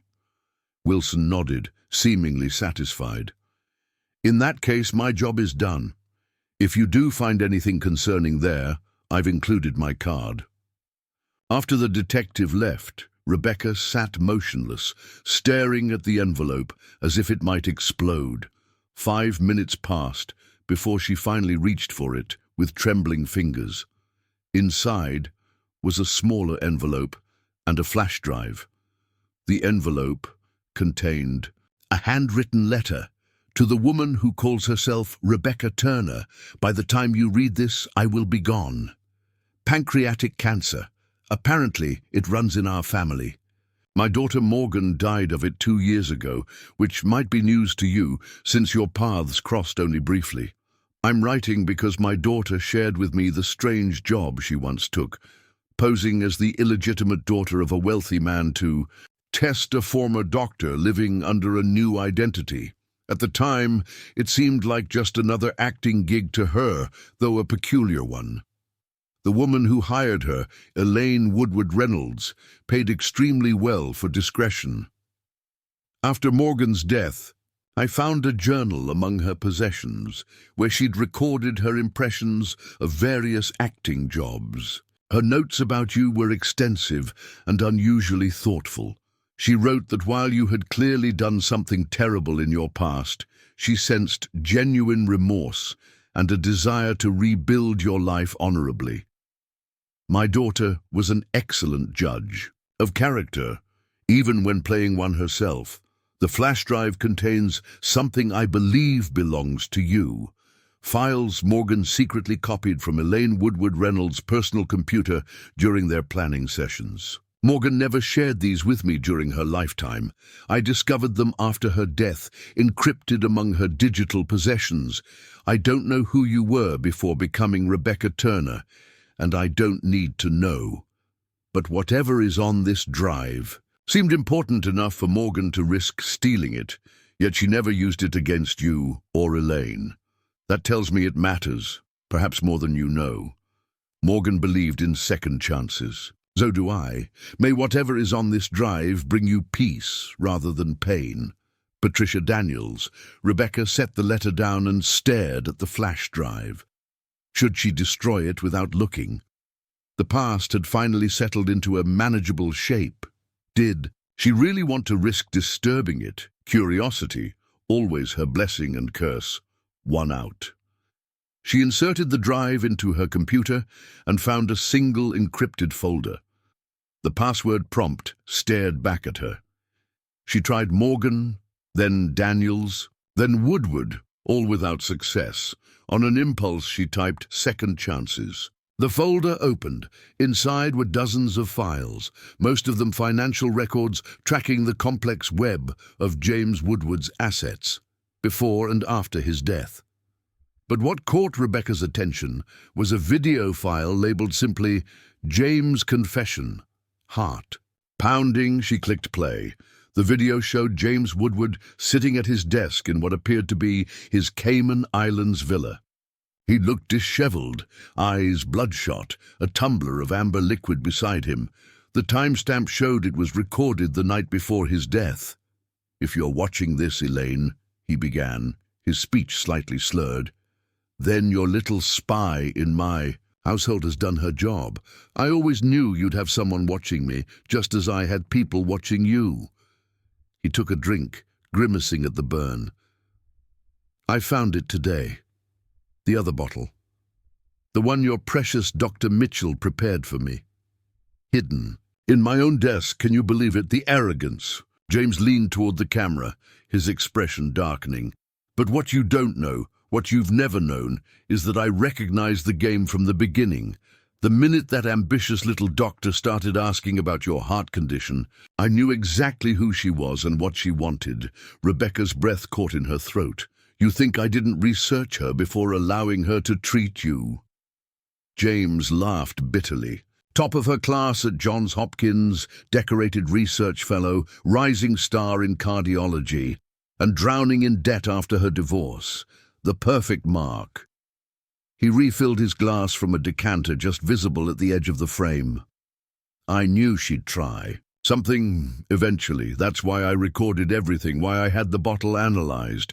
What I didn't anticipate was finding a second bottle, this one clearly meant for me. James held up a small amber bottle identical to the one he had shown. The police, after Vanessa's arrest. She planned to kill us both, Elaine. First you, then me, after I inherited your money and married her. Quite the ambitious plan. He set the bottle down with a sharp click against the desk. But here's what you'll never understand, Elaine. I let it all happen. I cultivated her interest, encouraged her plan, because I needed a way out of our marriage without losing half my fortune to you. James's eyes gleamed with a cold intelligence despite his intoxication. The prenup expiration was coming up, and your little heart condition wasn't progressing fast enough naturally, so I found someone who might be willing to help it along, someone I could then expose as a murderer, painting myself as the grieving husband who saved his wife from a killer. Doctor. Rebecca watched, horrified yet unable to look away, as James detailed how he had manipulated her, fostered her worst instincts, all while building an airtight case against her. The perfect plan, he said, raising his glass in a mock toast. Except, for one miscalculation, I never expected to feel anything real for Vanessa Mitchell. She was supposed to be just another pawn, like all the others. His expression shifted, vulnerability briefly replacing the cold calculation. But somewhere along the way, I made the mistake of seeing her, really seeing her. The ambition that mirrored my own, the intelligence, the willingness to take what she wanted instead of waiting for it to be given. James drained his glass. In another life, we might have been quite the power couple. Instead, I destroyed her career, her reputation, her future, all to protect my money from you. He laughed again, but there was no humor in it. And now here I sit, exiled to this island paradise, divorced anyway, with half my fortune gone to your lawyers, instead of to the charities we chose together. The great James Woodward, outplayed by his quiet, proper wife. Leaning forward, he spoke directly into the camera. But I'm not done yet, Elaine. Tomorrow I'll take this second bottle to the authorities. I'll tell them Vanessa Mitchell had accomplices. I'll make sure she never sees the outside of a prison again. It's the least I can do for the woman who showed me what I might have been in another life. The video ended abruptly, freezing on James's face, contorted with bitter determination. Rebecca sat motionless, the implications washing over her in waves. James had known.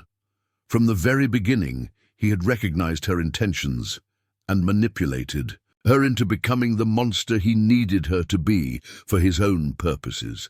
And yet in his final hours, something like remorse had crept in, not enough to abandon his plan to destroy her further, but enough to record this confession that would have exonerated her at least partially. A confession he never had the chance to act on because his heart gave out that very night. A second video file caught her attention. Elaine response, dated the day after James's death. She clicked play with trembling fingers. Elaine appeared, looking much as she had during the trial, composed, elegant, betraying no hint of the illness that would claim her years later. I received your confession, James, she began calmly.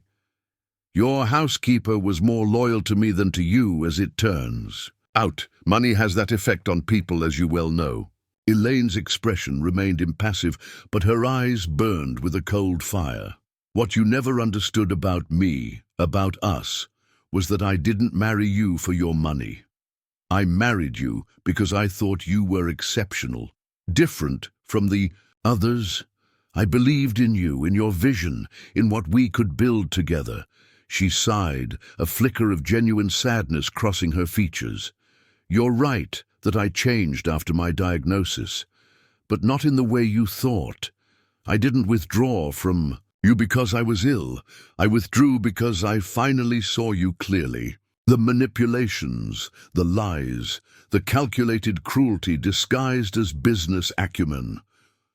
As for Dr. Mitchell, she continued, I knew about your affair within the first week. Did you really think the household staff wouldn't tell me? They pitied me. James, the sick wife being betrayed by her husband with her own doctor. Such a cliché. Elaine leaned closer to the camera, but unlike you, I didn't interfere. I wanted to see how far both of you would go. You in your manipulation of her, she in her plans for us. It was like watching two scorpions circle each other, each believing they were the predator rather than the prey. Her voice hardened. You're gone now, and in a way, I'm free.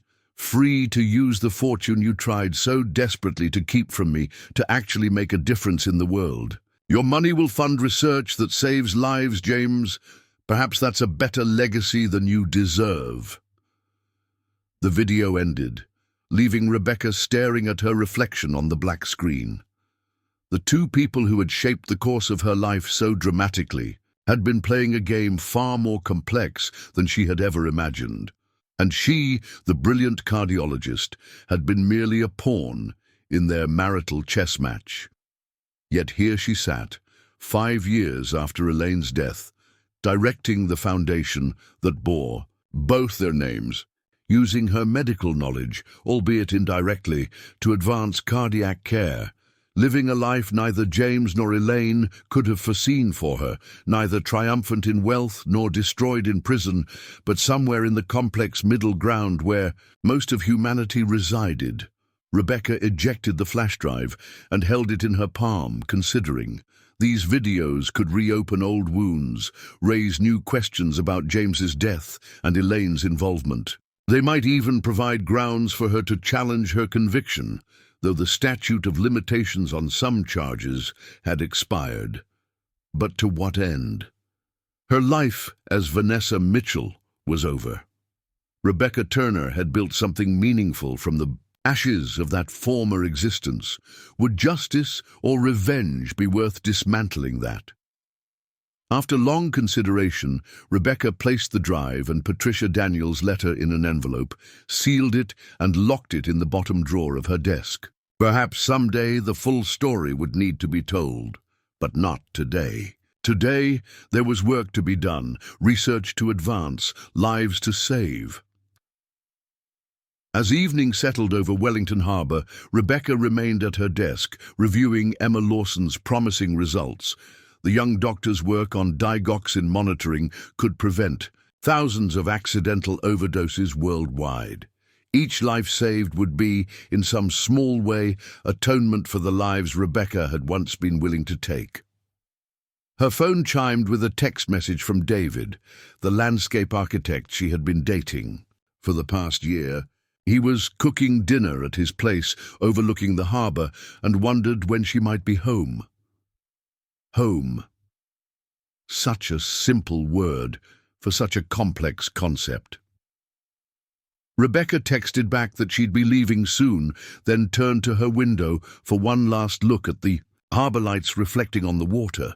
In the glass, she caught her own reflection, older, wiser, the sharp features of Vanessa Mitchell softened into the more contemplative visage of Rebecca Turner. Two women, one face. The brilliant doctor who had lost her way, and the administrator who had found a different path to healing. Neither entirely guilty nor entirely innocent, neither completely Vanessa nor fully Rebecca. Simply human, with all the complexity that entailed. As she gathered her things to leave, Rebecca's gaze fell on the framed quote on her desk, the words of Hippocrates that had taken on new meaning in her second life. For where there is love of humanity, there is also love of the art, of medicine. She had once loved medicine for the prestige, the challenge, the sense of mastery it gave her. Now, through the Foundation's work, she had found her way back to its true purpose, the alleviation of suffering, the preservation of life, the fundamental dignity of human existence. It wasn't redemption exactly. Some acts could never be fully redeemed. But it was, perhaps, the closest approximation available in an imperfect world, the daily choice to use one's knowledge for healing rather than harm. Rebecca switched off her office light and closed the door behind her, leaving the past locked. safely in the bottom drawer. Tomorrow would bring new challenges, new research, new opportunities to balance the moral ledger of her existence. For tonight, she would go home to David, to wine and conversation, and the ordinary pleasures of a life. Well lived, a life that neither James nor Elaine had anticipated for her, but one she had forged for herself from the wreckage of their intertwined manipulations. And in that, perhaps, lay the most unexpected twist of all. That from the ashes of Vanessa Mitchell's spectacular fall, Rebecca Turner had risen to build something neither grand nor remarkable, but genuinely good. It wasn't the ending any of them had planned, but it was, in its own way, a form of justice none of them had foreseen.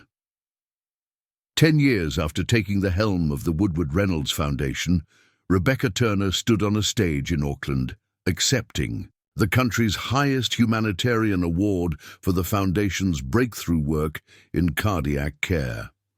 Their digoxin monitoring system had been implemented in hospitals across 27 countries, and their research had resulted in 3 new medications that had revolutionized heart failure treatment. This award belongs to every researcher, administrator, and patient who has contributed to our mission, Rebecca said into the microphone, her silver-streaked hair gleaming under the lights. And most of all, to Elaine Woodward Reynolds, whose vision made all of this possible. The irony of those words wasn't lost on her, but they were nevertheless true. Elaine's final act, offering Rebecca this position, had transformed not just cardiac care globally, but Rebecca herself. After the ceremony, as guests mingled at the reception, Rebecca slipped away to a quiet balcony overlooking the city. Auckland had become her home after the Wellington branch's success led to her promotion to CEO of the entire foundation, overseeing operations in New Zealand, Australia, and most recently, a new research facility in Singapore. Quite the achievement, came a voice behind her. Rebecca turned to find Emma Lawson, now the Foundation's Director of Research, holding 2 glasses of champagne. She offered one to Rebecca. "To save lives," Emma said, raising her glass. "To second chances," Rebecca replied, clinking her glass against Emma's. They sipped in companionable silence, looking out at the city lights. Over the years, Emma had become not just a colleague, but a friend, perhaps the closest Rebecca had allowed herself to have in her new life. "I've been offered a position at Mayo Clinic," Emma said suddenly. "Head of cardiovascular research." They were quite persistent. Rebecca felt a pang of disappointment but nodded. "A prestigious opportunity. When do they want you to start?" "That's just it." Emma turned to face her. "I'm not going." "Why not? It's a remarkable opportunity." Emma smiled. "Because the work we're doing here matters more, and because—" She hesitated briefly. "I've learned more from you in 7 years than I could learn anywhere else." Rebecca looked away, uncomfortable with the admiration in Emma's eyes. If she only knew the truth. "There's something I've been meaning to ask you," Emma continued, oblivious to Rebecca's discomfort. "Something I've wondered about for years." "Oh?" Rebecca kept her tone neutral, though her pulse quickened. "You have no formal medical training in your background, yet you understand cardiac pharmacology better than some cardiologists I've worked with. How is that possible?" The question hung between them in the cool evening air. Rebecca had fielded similar inquiries over the years, with practiced deflections about self-education and learning on the job. But standing here after receiving such a prestigious award, the weight of deception felt suddenly heavier than usual. "We all have past lives, Emma," she said finally. "Mine included a more extensive study of medicine than my official biography suggests." Emma studied her for a long moment. "I've always suspected there was more to your story than you've shared." "There is," Rebecca acknowledged, "but trust me when I say it's better left in the past." To her relief, Emma nodded. "Fair enough. Your results speak for themselves." As they rejoined the reception, Rebecca was approached by an elderly gentleman with a distinguished bearing and penetrating gaze. "Ms. Turner," he said, extending his hand. "Dr. William Harrison. I was chief of cardiology at Johns Hopkins when you were a fellow there." Rebecca froze, her glass nearly slipping from her fingers. "I believe you're mistaken, Dr. Harrison. I never attended Johns Hopkins." His eyebrows rose slightly. "My apologies. The resemblance is remarkable. There was a brilliant young cardiologist, Vanessa Mitchell, who reminded me of you. Same analytical mind, same attention to detail." He smiled apologetically. "Old age playing tricks on me, I suppose." "It happens to us all," Rebecca managed, her mouth dry. "In any case, congratulations on your award. Your foundation's work is extraordinary." After he moved away, Rebecca excused herself and found refuge in a quiet hallway, her heart pounding. In all these years, no one had ever made the connection between Rebecca Turner and Vanessa Mitchell. The physical changes, her hairstyle, the weight she'd gained, the glasses she now wore, combined with the passage of time, had provided effective camouflage. Until now. Drawing a deep breath, she considered her options. Dr. Harrison was in his 80s, his mistake easily attributed to aging memory. There was likely no real danger of exposure, and yet the encounter had shaken her more than she cared to admit. Her phone buzzed with a text from David. "Congratulations on the award. Dinner at Harborside when you're done?" David Wallace had gone from casual date to life partner over the past decade. They shared a home overlooking the harbor, a love of sailing, and a comfortable relationship built on mutual respect. He knew nothing of Vanessa Mitchell, accepting Rebecca's vague explanations about a complicated past in America without pressing for details. Some nights, Rebecca still woke from dreams in which she was back in her office at Oak Ridge Memorial. James and Elaine Woodward sitting across from her, all three of them knowing what was coming next, but powerless to change the trajectory of their intertwined fates. On those nights, David would simply hold her until the shadows receded, never asking for explanations she couldn't give.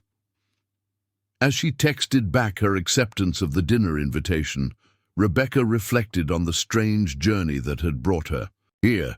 From ambitious cardiologist to convicted felon to respected foundation executive. From Vanessa Mitchell to Rebecca Turner. From someone willing to take lives to someone dedicated to saving them. Was it redemption, atonement, or simply the random workings of a universe indifferent to human concepts of justice and punishment? Perhaps it didn't matter. What mattered was that each day she made choices that contributed to healing rather than harm, not because of any grand moral awakening, but because she had seen firsthand where the alternative led. The flash drive James and Elaine had unwittingly bequeathed her remained locked in a safe deposit box, a reminder of how easily human beings could justify their worst impulses. Rebecca had never shared its contents, not even after David had proposed marriage 3 years earlier. Some secrets were better carried alone. As she rejoined the celebration, accepting congratulations and discussing future research directions, Rebecca caught a glimpse of her reflection in a window, an accomplished woman in her 60s, respected by her peers, successful by any conventional measure.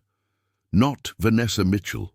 Not entirely Rebecca Turner, but someone who had, against all odds, found a way to live with the ghosts of her past without being consumed by them. Later that night, as she and David walked along the harbor after dinner, he surprised her with a gift, a small box containing a pendant inscribed with the Hippocratic Oath in miniature text. "I saw it and thought of you," he said as she examined it with wonder. "I know you're not a doctor, but the Foundation's work embodies these principles so perfectly, especially the do no harm part." Rebecca closed her fingers around the pendant, emotion tightening her throat. "It's perfect," she whispered. "Thank you." As David fastened the chain around her neck, Rebecca gazed out at the harbor lights reflecting on the dark water. The past could never be undone. The lives she had been willing to sacrifice, never fully honored, but each life saved through the Foundation's work represented a step on a journey without end, not toward forgiveness, perhaps, but toward a balance. She had once thought impossible. The pendant rested cool against her skin, its weight almost imperceptible yet somehow anchoring, a reminder that while our darkest impulses can lead us to unimaginable places, our capacity for change, for building something meaningful from the wreckage of our worst mistakes, remains our most essential human quality. And in that capacity, perhaps, lies the closest thing to redemption any of us can hope to find. Up next, you've got 2 more standout stories right on your screen. If this one hits the mark, you won't want to pass these up. Just click and check them out. And don't forget to subscribe and turn on the notification bell so you don't miss any upload from us.